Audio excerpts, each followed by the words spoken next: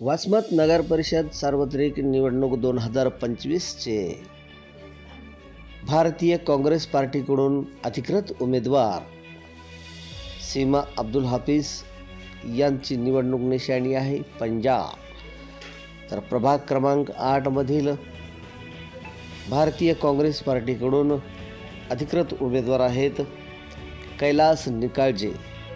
हे सर्वसाधारण जागेवर उमेदवार आहेत. कर्तबगार, हुशार व तरुण असलेले हे उमेदवार आहेत. अविरत जनतेची सेवा करणारे कैलास निकाळजे यांच्या हाताच्या निशाणीसमोरील बटन दाबून प्रचंड मताने विजय करण्याची विनंती या उमेदवारांनी केली आहे. पाहूया. मी कैलास निकाळजे.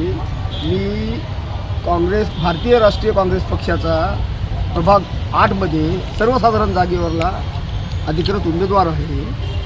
माझी निवडणूक निशाणी आहे पंजाब. या पंजाबवर सर्वांनी मतं करावे आणि मला निवडून द्यावे.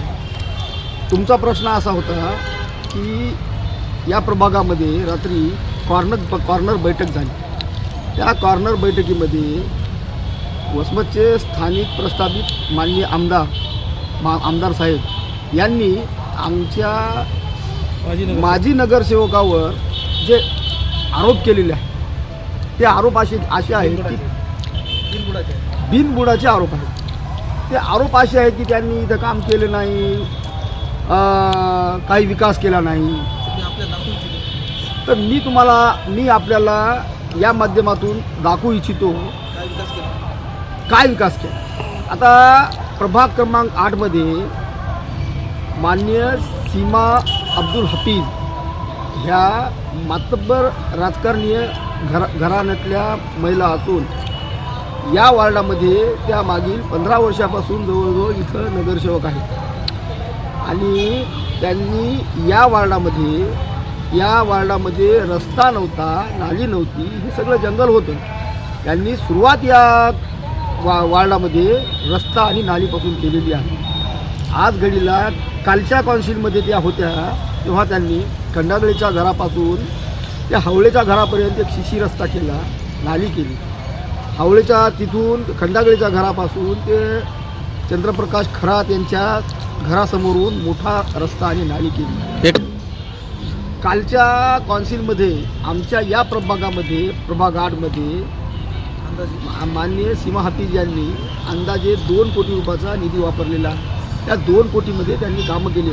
पाठीमागं खंडारे साहेबाची एक कॉलनी आहे, त्या कॉलनीमध्ये त्यांनी कामं केलेली आहे. आणि दुसरी गोष्ट अशी की मी इथला स्वतः नागरिक असल्यामुळं मी माननीय रामदासजी आठवले साहेब यांच्या निधीतून इथं मी 2 रस्ते केले, नाली केली.